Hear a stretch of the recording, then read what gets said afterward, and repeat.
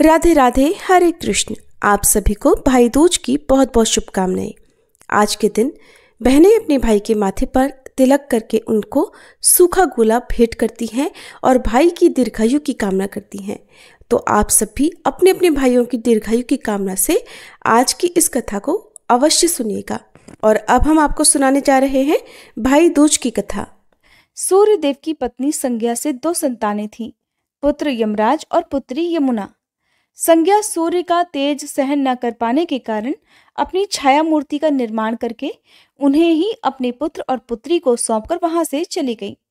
छाया को यम और यमुना से अत्यधिक लगाव तो नहीं था, किंतु यमुना अपने भाई यमराज से बड़ा स्नेह करती थी।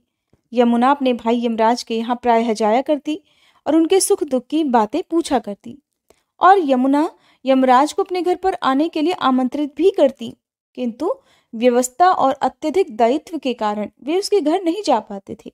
एक दिन कार्तिक शुक्ल द्वितीया को यमराज अपनी बहन यमुना के घर अचानक जा पहुंचे।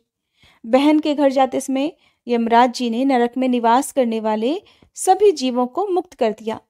बहन ने अपने भाई का बड़ा आदर सत्कार किया, तरह तरह के व्यंजन बनाकर उन्हें भोजन कराया और उनके मस्तक पर तिलक लगाया।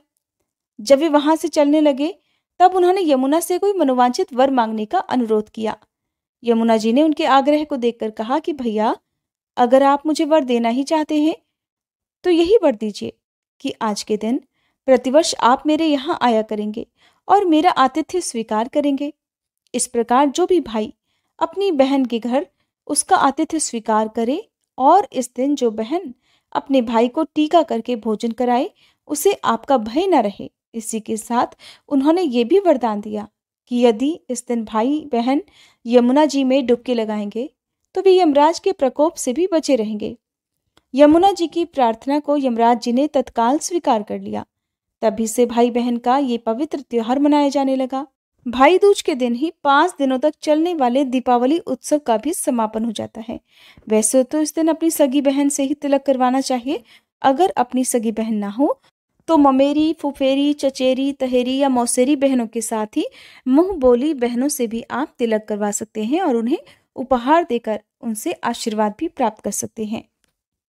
यम द्वितीया यानी कि भाई दूज के दिन शाम के समय घर के मुख्य द्वार पर एक दिया यम देवता का भी जलाना चाहिए। कहते हैं कि 4 बत्तियों वाला दीपक जलाने से एक तो भाई की अकाल मृत्यु से रक्षा होती है, साथ ही यम देवता की कृपा भी बनी रहती है।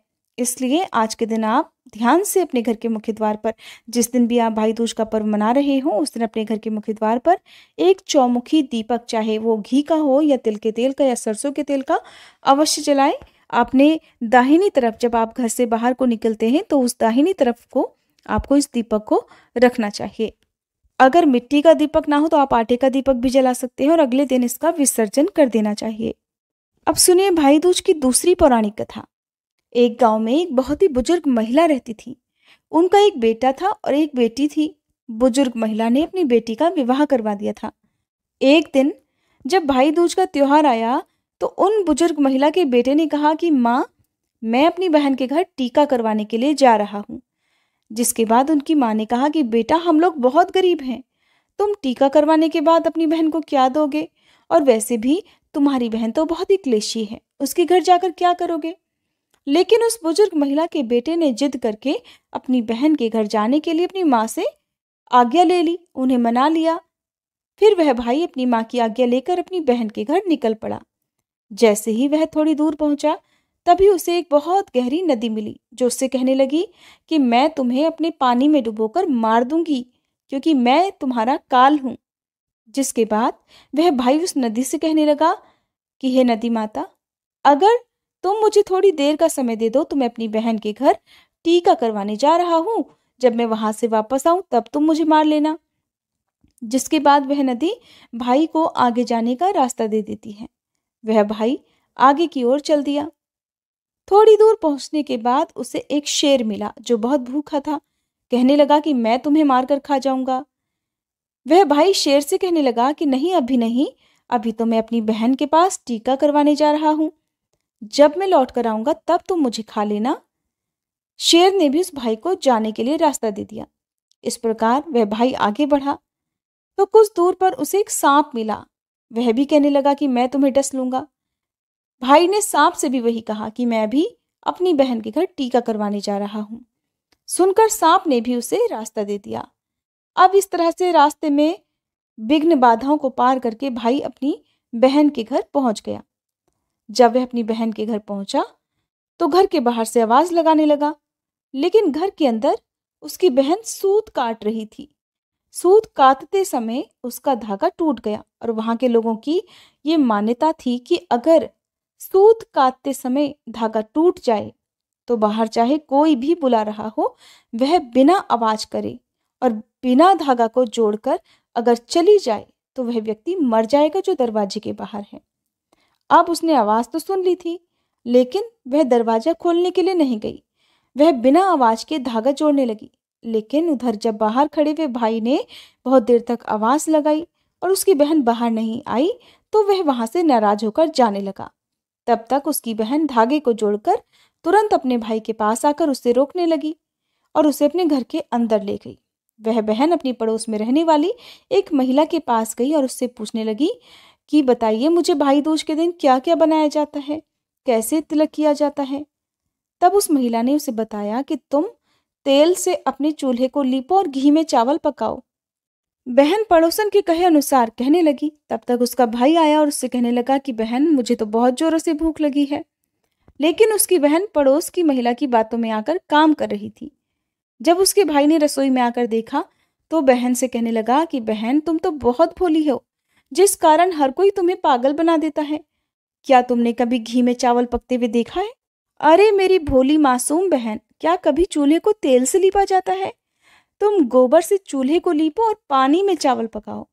यह सुनकर बहन ने अपने भाई की बात मानी।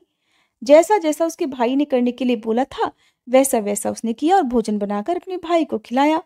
थोड़ी देर के बाद उसने अपने भाई को तिलक भी कर दिया। जब उसका भाई अगले दिन वापस जाने के लिए कहने लगा तब उसकी बहन अपने भाई के लिए रास्ते में ले जाने के लिए कुछ लड्डू बनाकर देने लगी कि भाई इसको रास्ते में अगर भूख लगे तो खा लेना, और उनमें से कुछ लड्डू अपने बच्चों के लिए भी उसने रख लिए। जैसे ही उसका भाई चला और उसकी बहन के बच्चे उन लड्डुओं को खाने की जिद करने लगे तो वह अपने भाई के लिए जो बनाए हुए लड्डू थे उसमें से जो लड्डू उसने बचा कर रखे थे वही अपने बच्चों को दे दिए। तभी उन बच्चों की नज़र उन लड्डुओं में पड़ी जो एकदम से नीले हो रहे थे। जैसे ही बहन की नज़र उन लड्डुओं पर पड़ी तो वह रसोई घर में जाकर देखने लगी। तब उसे पता चला कि उसने जो लड्डू बनाए हैं उसमें तो सांप मर गया था और उसी से उसने लड्डू बना दिए हैं। जिसके बाद वह बहन बहुत दुखी हो गई और वह अपने भाई के पीछे भागने लगी कि रास्ते में अगर मेरे भाई ने वो लड्डू खा लिए तो पता नहीं क्या अनर्थ हो जाएगा। बहुत तेजी से भागते हुए वह जब गई तो रास्ते में कुछ दूर चलने के बाद ही उसे उसका भाई मिल गया। वह जैसे ही वहां पहुंची तभी उसने भाई से पूछा कि भाई तूने लड्डू तो नहीं खाए? तो उसका भाई कहने लगा नहीं, और तभी अपने भाई को उसने सारी बात बता दी। बहन ने भगवान का खूब धन्यवाद किया। फिर लड्डू की पोटली भाई से लेकर गड्ढा खोदकर उसने सारे लड्डू उस गड्ढे में भर दिए। बहन को ऐसा करते देखकर भाई पूछने लगा कि बहन क्या बात है? तो उसने सांप वाली सारी घटना बता दी। कहने लगा कि बहन तुमने मुझे आज तो इस काल से बचा लिया, किंतु मेरे पीछे तो 3-3 काल मेरा इंतजार कर रहे हैं। नदी, सांप, शेर की घटना अपनी बहन को भाई ने बता दी। सुनकर बहन बहुत दुखी हुई। कुछ समय के बाद चलते चलते जब बहन को प्यास लगी तो वह पास के ही एक तालाब पर पानी पीने के लिए गई। वहां पर एक बुढ़िया बैठी हुई माला तैयार कर रही थी। बुढ़िया को माला तैयार करते हुए देखकर उसने पूछा कि माताजी आप यहाँ क्या कर रही हैं और आप कौन हैं? वह बोली कि मैं विधाता हूँ, एक लड़की के भाई के लिए माला तैयार कर रही हूँ जिसका काल आने वाला है। उसकी बहन ने चक्की में पीसकर एक सांप को मार डाला है। बहन समझ गई कि वह उसी के भाई के लिए कह रही है। बहन ने पूछा माँ जी इस काल से बचने के लिए क्या उपाय किया जा सकता है? तब बुढ़िया विधाता ने कहा कि बहन अपने भाई को गाली देती रहे और जब तक उसका ब्याह ना हो जाए तब तक उसके साथ रहे, क्योंकि वही उस पर आने वाले काल को टाल सकती है। ऐसा ही हुआ। बहन अब वापस अपने घर लौटने के बजाय अपने भाई के साथ मायके जाने के लिए तैयार हो गई। उसने तैयार होने से पहले खूब सारा मांस, दूध और एक ओढ़नी ले ली। अपने वचन के अनुसार उसके भाई को शेर खाने वाला था, तो बहन ने आगे बढ़कर पहले तो उसे खूब सारा मांस खाने को दिया। शेर उस मांस को खाने में इतना व्यस्त हो गया कि उसे व्यस्त देखकर वे दोनों भाई बहन चुपके से आगे बढ़ गए। आगे बढ़े तो वही सांप मिला जिससे वचन कर उसका भाई आगे बढ़ गया था। उस सांप को बहन ने दूध पीने को दिया और आगे बढ़ गए। नदी पड़ी तो रास्ते में नदी पार करते समय बहन ने नदी को ओढ़नी उड़ा दी, जिससे नदी बहुत प्रसन्न हुई और उन दोनों को सही सलामत पार करने के लिए रास्ता दे दिया। इधर तीनों काल से बसते हुए वे दोनों भाई बहन अपनी माँ के यहाँ पहुंच गए। घर पहुंचकर बहन अपने भाई को खूब जोर जोर से गालियां देने लगी और वही गुस्से वाला मिजाज पहले से धारण कर लिया जैसा वो शादी होने से पहले किया करती थी। माँ ने अपने बेटे से कहा कि देखा बेटा, मैं तुझे इसीलिए मना कर रही थी, ये हमेशा गुस्से में रहती है और गाली गलौज करती है, इससे ज्यादा स्नेह मत किया कर। भाई ने कहा, माँ मुझे ये 3-3 काल से बचा कर लाई है, रास्ते भर तो बिल्कुल ठीक थी, न जाने यहाँ पहुंचकर इसे क्या हो गया। कुछ दिनों के बाद भाई का रिश्ता आया। ब्याह की तारीख निश्चित हो गई। विवाह के समय मंडप में बहन बैठी। अग्नि से धधकती हुई ज्वाला ने अचानक पूरे मंडप को जलाकर खाक कर दिया, किंतु भाई पर कोई भी आंच नहीं आने दी। द्वार छिकाई की रस्म हुई। बहन द्वार से पहले निकली और भाई को दूसरे द्वार से जाने के लिए कहने लगी। बहन जैसे ही आगे बढ़ी कि पूरा का पूरा द्वार भरभरा कर नीचे गिर गया। यहाँ पर भी उसने अपने भाई की रक्षा की। रात होने पर बहन अपने भाई के कमरे के द्वार पर बैठकर पहरा देने लगी। थोड़ी ही देर बाद एक विषधर सांप कमरे में प्रवेश करने की कोशिश करने लगा तो उसने उसे पकड़कर एक टोकरी में बंद कर दिया और वह निश्चिंत होकर एक किनारे सो गई। बुढ़िया माँ ने देखा कि बेटी सो रही है और सभी बारातियों को विदा कर दिया जाए। ऐसा ही किया, सभी बारातियों को विदा कर दिया गया। बहन की जब नींद खुली तो देखा कि वहां पर कोई नहीं था। माँ से पूछने पर पता चला कि सभी बाराती तो विदा हो चुके हैं। बहन ने अपनी माँ से बारातियों को वापस बुलाने के लिए कहा। माँ ने सभी बारातियों को वापस बुलाया। बहन ने फिर अपने स्वभाव और इस प्रकार के जो भी काम उसने किए थे उन सभी के पीछे जो उसका उद्देश्य था वो सभी को बतला दिया। सब कुछ सच बतला दिया। उसने ये भी बताया कि किस प्रकार मेरे भाई पर काल मंडरा रहा था। उसे गाली देना और उसके साथ रहना मेरी मजबूरी थी, क्योंकि इसी से मेरे भाई की रक्षा हो सकती थी। बहन की बात सुनकर सभी प्रसन्न हुए, क्योंकि वो सभी जानते थे कि भाई का विवाह होते समय जितनी भी बाधाएं आई, जितने भी संकट आए, उसे बहन ने अपने ऊपर ले लिया। इस प्रकार सभी ने उस बहन की जय जयकार की। सभी लोगों ने मिलकर पहले पूरे सम्मान के साथ अपनी बहन को विदा किया और फिर उसके बाद पूरी बारात वहां से विदा हुई। इस घटना के साथ ही हर बहन यम द्वितीया के दिन अपने भाई को तिलक, कलावा और मंगल के सभी सामानों से अपने भाई की पूजा करने लगी।